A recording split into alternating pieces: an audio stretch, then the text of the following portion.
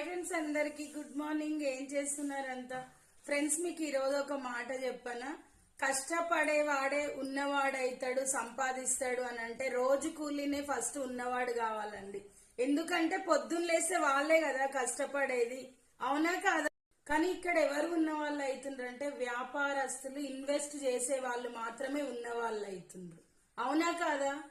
అంటే నువ్వు కష్టపడితే సరిపోదు, మైండ్ కూడా ఉండాలి. లేబర్ మైండ్ సెట్ ఈ రోజుది మాత్రమే ఆలోచిస్తుంది.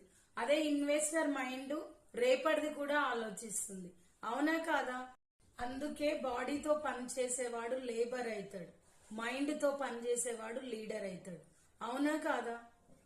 ధనవంతుడు అవ్వాలంటే కష్టపడితేనే సరిపోదండి, మైండ్ సెట్ కూడా ఉండాలి.